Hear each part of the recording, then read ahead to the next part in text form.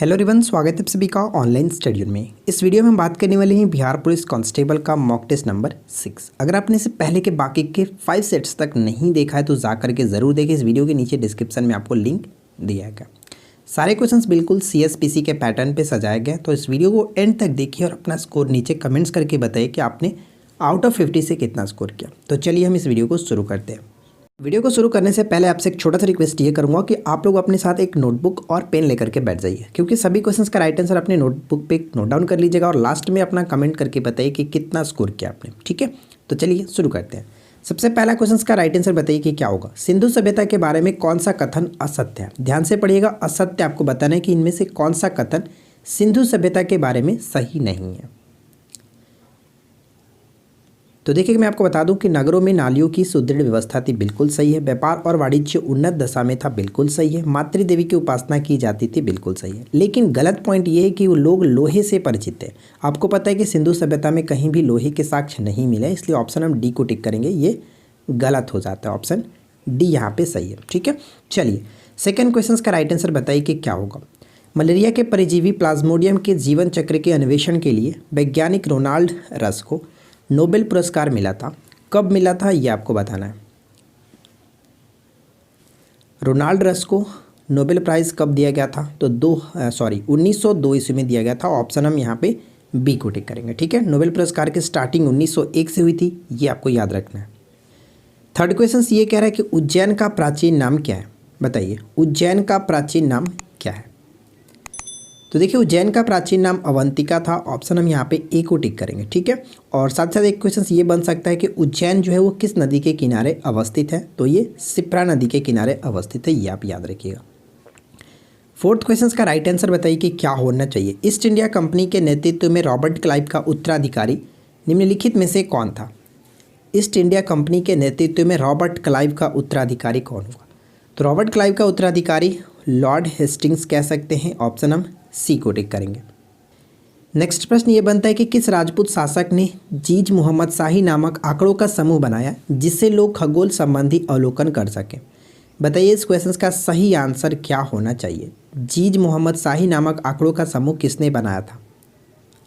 तो सही आंसर हो जाता है ऑप्शन बी, सवाई राजा जयसिंह। ऑप्शन हम बी को टिक करेंगे। नेक्स्ट प्रश्न ये बनता है कि पुरी में स्थित कोणार्क के विशाल सूर्य के मंदिर का निर्माण किसने किया था, निर्माता कौन थे? तो देखिए, सूर्य के मंदिर जो कोणार्क में स्थित सूर्य का मंदिर है उसके निर्माणकर्ता नरसिंह देव थे। ऑप्शन हम यहाँ पे ए को टिक करेंगे, नरसिंह देव प्रथम। ठीक है, ऑप्शन ए सही आंसर है। नेक्स्ट प्रश्न ये कह रहा है कि जम्बावित थे, जम्बावित कौन थे? तो राइट आंसर हो जाएगा ऑप्शन बी, राज्य कानून। ऑप्शन यहाँ पे बी को टिक करेंगे। मैं आपको बता दूं कि अकबर की सरकार का आधार न केवल शरीयत था बल्कि बदायूनी के शब्दों में जो ये जम्बावित था, यानी इसका मतलब था राज्य के कानून पर भी आधारित था। ठीक है ना।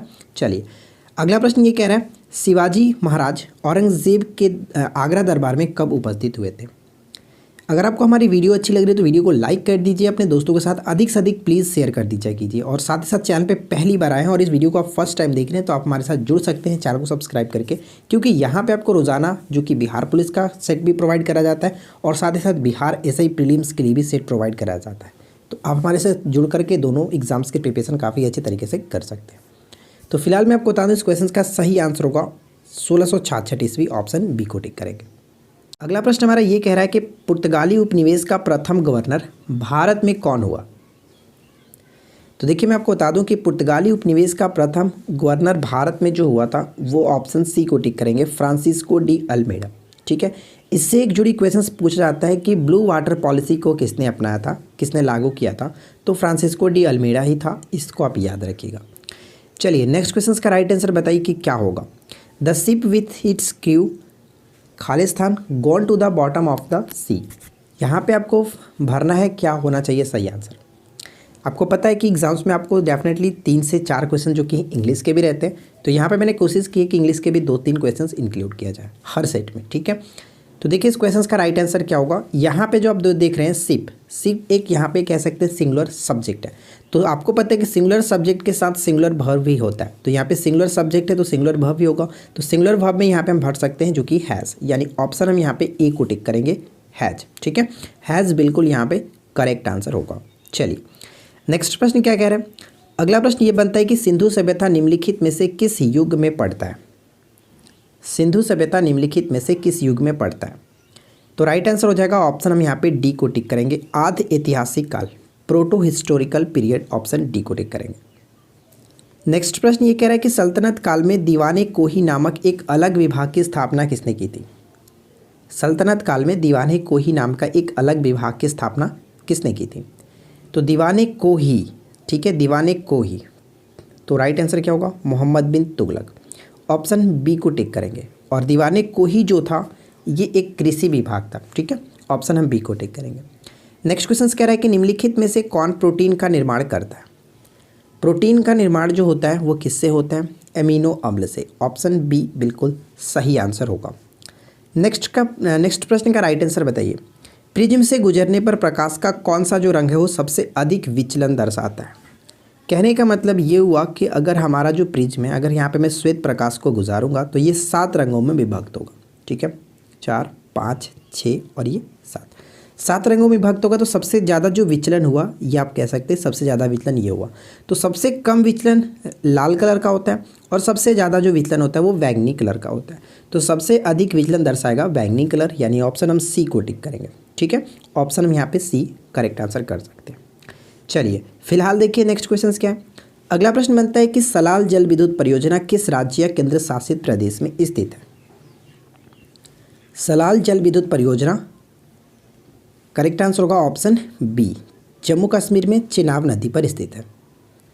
नेक्स्ट क्वेश्चन ये कह रहा है कि दक्कन पैसेज निम्नलिखित में से कहाँ स्थित है। बताइए, दक्कन पैसेज जो है वो पड़ता है कहाँ पे। तो दक्षिणी अंडमान और छोटा अंडमान, ऑप्शन ए बिल्कुल सही आंसर होगा। दक्षिणी अंडमान और लघु अंडमान के बीच, ऑप्शन ए हमारा करेक्ट आंसर हो जाता है। नेक्स्ट क्वेश्चन क्या है कि 2011 की जनगणना के अनुसार सर्वाधिक साक्षरता दर किसकी है। 2011 की जनगणना के अनुसार सर्वाधिक साक्षरता दर केरल की है, ऑप्शन हम ए को टिक करेंगे। ठीक है, केरल। नेक्स्ट क्वेश्चन क्या है। अगला प्रश्न ये बनता है कि परसुएड का जो अर्थ है निम्न में से कौन उसके समान है। तो यहाँ पे आपको बताना है कि इंग्लिश में कह सकते हैं सिनोम्स आपको बताना है। परसुएड का जो अर्थ है वही अर्थ निम्नलिखित में से किसका होगा। तो सबसे पहले हम बात करते हैं कि परसुएड का अर्थ क्या होता है। परसुएड का मतलब होता है राज़ी करना या फिर मनाना। तो हम यहाँ पे कह सकते हैं ऑप्शन सी, कन्विंस का अर्थ भी वही होता है, राज़ी करना। ठीक है, तो यहाँ पे सही आंसर होगा ऑप्शन सी को टिक करेंगे। नेक्स्ट क्वेश्चन का करेक्ट आंसर क्या होगा। ऋग्वेद के किन 6 मंडलों को जो कि वंश मंडल या फिर गोत्र मंडल कहा जाता है। बताइए, वंश मंडल या फिर गोत्र मंडल कहा जाता है। तो मैं आपको बता दूं कि जो ऋग्वेद में दूसरे मंडल से लेकर के 7वें मंडल तक है उनको हम लोग वंश मंडल कहते हैं। तो राइट आंसर यहाँ पे हो जाएगा ऑप्शन हम ए को टिक करेंगे। ठीक है, चलिए नेक्स्ट प्रश्न बनता है कि संसद के सदन के कुल सदस्यों का कौन सा अनुपात उनकी बैठक में कार्यवाही चलाने के लिए कोरम होता है। तो देखिए, राज्यसभा हो या फिर लोकसभा हो, किसी भी दोनों में से किसी भी सभा के लिए कोरम के लिए 1/10 सदस्य जरूरी होते हैं, यानी हम कह सकते हैं 10वां भाग, ऑप्शन डी बिल्कुल सही आंसर है। नेक्स्ट प्रश्न बनता है कि आरबीआई की स्थापना किस आयोग की सिफारिश पर की गई थी। आरबीआई की जो स्थापना है किस आयोग की सिफारिश पर की गई थी। आरबीआई की स्थापना कब हुई थी, 1935 में। ठीक है, राष्ट्रीयकरण कब हुआ था, 1949 में।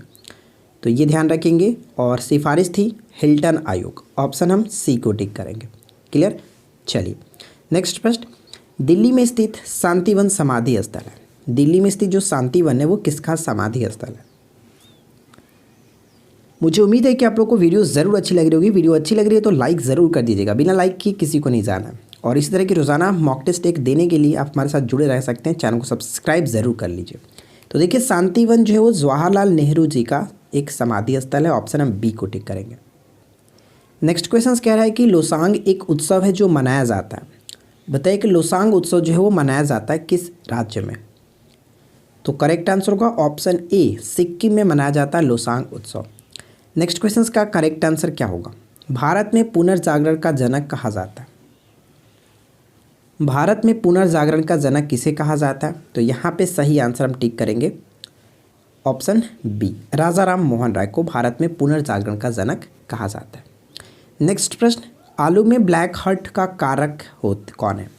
आलू में जो ब्लैक हार्ट रोग होता है इसका कारक कौन सा है? इसका कारक होता है ऑक्सीजन की कमी। ठीक है, ऑप्शन ए को टिक करेंगे। ऑक्सीजन की कमी के कारण आलू में ब्लैक हार्ट रोग हो जाता है। नेक्स्ट प्रश्न, जिन पौधे पर बीज बनते हैं किंतु पुष्प नहीं लगते हैं क्या कहलाते हैं? इनको हम लोग अनावृतबीजी कहते हैं। ऑप्शन हम डी को टिक करेंगे। देखिए, इसके बारे में छोटा सा पॉइंट यहाँ पे मैंने लिख रखा है, आप इसको पढ़ करके समझ सकते हैं कि अनावृतबीजी या फिर इसको एक और नाम से जाना जाता है विवृतबीजी, जिसको इंग्लिश में जिम्नोस्पर्म कहते हैं। ठीक है, ये क्वेश्चन अक्सर अगर आपको एग्जाम्स में अनावृतबीजी ना देखने को मिले तो जिम्नोस्पर्म डेफिनेटली लिखा रहता है। ठीक है, क्योंकि आजकल इंग्लिश वर्ड ही ज़्यादा यूज़ किया जाता है, तो इस तरह से ना लिख करके इस तरह से लिख देगा जिम्नोस्पर्म, तो उसका मतलब आप समझ लीजिएगा कि अनावृतबीजी है। तो इसका मतलब समझिए कि अर्थ इसका होता है नग्न बीज। ऐसे पौधे या फिर वृक्षों को कहा जाता है जिनके बीज फलों में पनपने और फलों में बंद होने की बजाय छोटी टहनियों या फिर शंकु में खुली या फिर कह सकते हैं कि नग्न अवस्था में होते हैं। तो इसका मतलब ये होता है। ठीक है, चलिए अगला प्रश्न बताइए कि स्वतंत्रता का अधिकार संविधान के किन अनुच्छेदों में वर्णित है? स्वतंत्रता का अधिकार किन अनुच्छेदों में वर्णित है? तो राइट आंसर हो जाएगा ऑप्शन हम बी को टिक करेंगे, अनुच्छेद 19 से 22। नेक्स्ट प्रश्न का राइट आंसर बताइए, निम्नलिखित में से कौन से अनुवांशिक विकार है? जेनेटिक्स रोग कह सकते हैं। तो मैं आपको बता दूं यहाँ पे हीमोफीलिया के साथ साथ वर्णांता और थैलीसीमिया तीनों के तीनों यहाँ पे जेनेटिक्स रोग है। ऑप्शन डी को टिक करेंगे, उपरोक्त तीनों। ठीक है, नेक्स्ट क्वेश्चन का करेक्ट आंसर, 1855 में संथालों ने किस अंग्रेज कमांडर को हराया था? 1855 में संथालों ने किस अंग्रेज कमांडर को हराया था? तो करेक्ट आंसर होगा ऑप्शन सी, मेजर बारो को हराया था। नेक्स्ट प्रश्न ये बनता है कि निम्नलिखित में से किस शासक ने मलिक काफूर के नेतृत्व में दक्षिण की ओर सेना भेजी थी? मलिक काफूर को 1000 दिनारी कहा जाता है, ये आपको याद रखना है। और ये जो भेजा गया था अलाउद्दीन खिलजी के द्वारा। ठीक है, अलाउद्दीन खिलजी को द्वितीय सिकंदर के नाम से भी जाना जाता है और बाजार नियंत्रण प्रणाली इन्हीं के द्वारा शुरू की गई थी। नेक्स्ट प्रश्न है कि तैमूर लंग ने निम्नलिखित में से किसके शासनकाल में भारत पर आक्रमण किया था? किसके समय में? तो यहाँ पे देखिए करेक्ट आंसर जो होगा ऑप्शन हम सी को टिक करेंगे, नासिरुद्दीन तुगलक। ठीक है, नासिरुद्दीन तुगलक के समय में तैमूर लंग ने आक्रमण किया था। नेक्स्ट प्रश्न ये कह रहा है कि अंतर्राष्ट्रीय बाघ दिवस हर वर्ष मनाया जाता है, प्रतिवर्ष अंतर्राष्ट्रीय बाघ दिवस कब मनाया जाता है? तो सही आंसर होगा ऑप्शन ए, 29 जुलाई को प्रत्येक वर्ष मनाया जाता है। नेक्स्ट क्वेश्चन का करेक्ट आंसर क्या होना चाहिए? निम्नलिखित में से कौन सा बंदरगाह जो कि मुख्यतः लौह अयस्क का निर्यात करता है? लौह अयस्क का निर्यात कौन करता है? तो राइट आंसर हो जाएगा ऑप्शन डी, पाराद्वीप। ठीक है, पाराद्वीप ऑप्शन डी बिल्कुल सही आंसर है। नेक्स्ट प्रश्न है कि आदिवासियों व उदारवादियों के पुनर्मिलन की प्रक्रिया में प्रमुख शिल्पी निम्न में से कौन था? आपको पता है कि ये जो पुनर्मिलन हुआ था कब हुआ था? नरम दल और गरम दल का मिलन जो हुआ था 1916 में हुआ था, जो कि लखनऊ अधिवेशन। और इसमें प्रमुख शिल्पी के रूप में जो जिन्होंने निभाया था वो थी एनी बेसेंट। ठीक है, ऑप्शन हम यहाँ पे ए को टिक करेंगे, एनी बेसेंट बिल्कुल सही आंसर होगा। चलिए नेक्स्ट क्वेश्चन का करेक्ट आंसर बताइए, ओम के नियम किनके मध्य जो कि संबंध वर्णन करता है? ओम का नियम निम्नलिखित में से किनके मध्य जो कि संबंध को वर्णन करता है? तो ओम का नियम क्या होता है? भी बराबर क्या होता है? I R. ठीक है, भी बराबर आई आर। तो अगर हम यहाँ पे देखें तो कह सकते हैं कि विभवांतर और विद्युत धारा, विभवांतर और विद्युत धारा, इस तरह से हम कहते हैं कि विभवांतर और विद्युत धारा के मध्य संबंध को व्यक्त करता है। तो राइट आंसर ऑप्शन हम बी को टिक करेंगे। ठीक है, चलिए अगला क्वेश्चन का राइट आंसर क्या होना चाहिए? निम्न में से किस आंदोलन में सरदार वल्लभ भाई पटेल ने मुख्य भूमिका निभाई थी? सरदार वल्लभ भाई पटेल ने मुख्य भूमिका निभाई थी। तो राइट आंसर हो जाएगा ऑप्शन डी, बारडोली सत्याग्रह। ठीक है, बारडोली सत्याग्रह में सरदार वल्लभ भाई पटेल ने मुख्य भूमिका निभाई थी और इसी आंदोलन में इनके नाम के पहले सरदार लगा था। बारडोली की महिलाओं की तरफ से महात्मा गांधी जी ने जो कि इनको सरदार की उपाधि दी थी। नेक्स्ट क्वेश्चन है कि पौधों में वाष्पोत्सर्जन दर के निर्धारण के लिए किस यंत्र का उपयोग किया जाता है? किस यंत्र का उपयोग करते हैं? तो पोटोमीटर का उपयोग करते हैं। ऑप्शन बी बिल्कुल सही आंसर होगा। ठीक है, चलिए नेक्स्ट क्वेश्चन क्या है कि world wide fund for nature की स्थापना कब की गई? World wide fund for nature की स्थापना कब की गई थी? तो 1961 में की गई थी। ऑप्शन हम यहाँ पे डी को टिक करेंगे। और साथ ही साथ मैं आपको बता दूं कि इसकी स्थापना 29 अप्रैल को की गई थी, ये याद रखिएगा, 29 अप्रैल, ठीक है, 29 अप्रैल 1961 में, जिसका हेडक्वार्टर स्विट्जरलैंड के ग्लैंड में स्थित है। नेक्स्ट क्वेश्चन, नील आंदोलन का जमकर समर्थन करने वाले हिंदू पैट्रियार्ट के संपादक कौन थे? हिंदू पैट्रियार्ट के संपादक कौन थे? तो सही आंसर हो जाएगा हरीश चंद्र मुखर्जी। ऑप्शन बी को टिक करेंगे। बहुत इंपॉर्टेंट क्वेश्चन है। नेक्स्ट प्रश्न ये बनता है कि पेप्सिन बदल देता है, पेप्सिन जो है वो बदल देता है। तो राइट आंसर होगा ऑप्शन हम यहाँ पे डी को टिक करेंगे, प्रोटीन को पॉलीपेप्टाइड में बदल देता है, ठीक है, ऑप्शन डी बिल्कुल सही आंसर होगा। नेक्स्ट प्रश्न ये बनता है कि भारत के लिए एक डोमिनियन स्टेट कॉन्स्टिट्यूशन के प्रारूपण का प्रथम प्रयास किसकी प्रतिक्रिया में किया गया था? मटेंग्यू चेम्सफोर्ड सुधार अधिनियम, जो कि 1919 के द्वारा किया गया था, 1919, ठीक है। चलिए नेक्स्ट प्रश्न, सरोजनी नायडू ने किसे हिंदू मुस्लिम एकता के राजदूत की उपाधि दी थी? हिंदू मुस्लिम एकता के राजदूत की उपाधि सरोजनी नायडू ने किसको दी थी? तो राइट आंसर यहाँ पे हो जाएगा Mohammad Ali Jinnah. Option C correct answer है। नेक्स्ट प्रश्न बनता है कि भारतीय संविधान में कानून द्वारा स्थापित शब्दावली कहाँ से ग्रहण किया गया? कानून द्वारा स्थापित जो शब्दावली है ये ग्रहण किया गया जापान से। ऑप्शन हम ए को टिक करेंगे। नेक्स्ट प्रश्न देखिए, पंचायती राज को लागू करने वाला भारत का प्रथम प्रांत निम्नलिखित में से कौन था? पंचायती राज को लागू सबसे पहले राजस्थान में किया गया था, राजस्थान के नागौर जिले में किया गया था 1959। तो ध्यान रखेंगे ऑप्शन हमारा बी बिल्कुल सही आंसर है। अगला प्रश्न कह रहा है कि मीरा सेठ समिति का संबंध किससे है? मीरा सेठ समिति का संबंध किससे है? तो सही आंसर हो जाएगा मीरा सेठ समिति का संबंध हथकरघे के विकास से। नेक्स्ट क्वेश्चन का राइट आंसर बताइए, निम्नलिखित में से कौन सा एक नेशनल पार्क इसलिए अनूठा है क्योंकि वह एक प्लवमान वनस्पति से युक्त अनूप होने के कारण समृद्ध जैव विविधता को बढ़ावा देता है। यहाँ पे आप सिंपल सी भाषा में इसको समझ सकते हैं, प्लवमान वनस्पति, ठीक है। तो आपको पता है कि अगर हम इस तरह से देखें कि दुनिया का एकमात्र तैरता हुआ जो राष्ट्रीय उद्यान है वो कौन सा है, तो किबुल लामजाओ नेशनल पार्क, जो कि मणिपुर में स्थित है। तो राइट आंसर हम ऑप्शन बी को टिक कर सकते हैं, ठीक है, ऑप्शन बी करेक्ट होगा। चलिए इस क्वेश्चन का राइट आंसर बताइए, निम्न में से कौन सा दादा भाई नौरोजी के धन के निष्कासन सिद्धांत में विश्वास नहीं करता था? धन का निष्कासन सिद्धांत किसने दिया था? तो दादा भाई नौरोजी ने दिया था। ये क्वेश्चन पूछा जाता है डायरेक्ट। तो यहाँ पे पूछा है कि इसमें विश्वास नहीं करता है सर सैयद अहमद। ऑप्शन हम यहाँ पे ए को टिक करेंगे, ठीक है। चलिए निम्नलिखित अंग्रेज शासकों में से समाचार पत्रों पर से प्रतिबंध हटाने का श्रेय किसे है? तो सही आंसर होगा चार्ल्स मेटकॉफ, ठीक है, चार्ल्स मेटकॉफ। ऑप्शन बी को टिक करेंगे। नेक्स्ट क्वेश्चन ये कह रहा है कि पादप शरीर क्रिया विज्ञान का पिता किसे कहा जाता है? तो देखिए मैं आपको बता दूं कि पादप शरीर क्रिया विज्ञान का पिता के रूप में स्टीफन हेल्स को जाना जाता है। ऑप्शन हम बी को टिक करेंगे। ये क्वेश्चन बहुत ज़्यादा इंपॉर्टेंट होगा, इसको याद रखिएगा। नेक्स्ट क्वेश्चन कह रहा है कि निम्नलिखित में से कौन सुमेलित नहीं है? बताइए कौन सुमेलित नहीं है? तो देखिए यहाँ पे जो सुमेलित नहीं है ऑप्शन सी, क्योंकि लॉर्ड हेस्टिंग्स जो आप देख रहे हैं द्वितीय आंग्ल मराठा युद्ध, यहाँ पे ये गलत है, ठीक है। क्यों गलत है? क्योंकि द्वितीय आंग्ल मराठा युद्ध का समय जो था वो कब था? 1803 से लेकर के 1805, ठीक है। और इस वक्त कह सकते हैं लॉर्ड वेलेस्ली का समय था, ना कि लॉर्ड हेस्टिंग्स। लॉर्ड हेस्टिंग्स का समय अगर हम बात करें तो वो 1813 से 1823 तक था। इनके संबंध में 1817 से 1819 का जो आंग्ल तृतीय मराठा युद्ध हुआ था, ये आप याद रख सकते हैं। अब आपके एक छोटा सा क्वेश्चन नीचे कमेंट्स करके बताइएगा कि प्रथम आंग्ल मराठा युद्ध कब से कब हुआ और वो किस संधि के तहत समाप्त हुआ था। तो नीचे आप कमेंट्स करके जरूर बताइएगा, ये हमारा क्यूज का क्वेश्चंस बन जाता है, ठीक है। देखते हैं कितने लोग कमेंट करके राइट आंसर बताते हैं।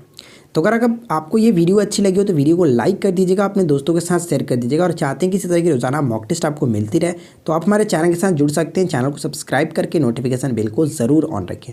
चलिए मिलते हैं किसी और वीडियो में नेक्स्ट टॉपिक के साथ। Thanks for watching, keep learning, have a good day. अगर आपको लगता है कि आपकी बीपीएससी की प्रीलिम्स क्लियर हो जाएगी तो आप मेंस की प्रिपरेशन में अभी से लग सकते हैं, और ये मौका आपको लक्ष्य बीपीएससी जो कि अनअकैडमी की तरफ से प्रोवाइड कराया जा रहा है। बैच स्टार्ट हो रहा है 4 जनवरी से। तो अगर आप इंटरेस्ट रखते हैं तो आप हमारे साथ जुड़ सकते हैं और अनअकैडमी पर हमारी अपनी मेंस की प्रिपरेशन कर सकते हैं। तो लिंक आपको नीचे डिस्क्रिप्शन में दिया गया, आप वहाँ से जा करके चेक कर सकते हैं।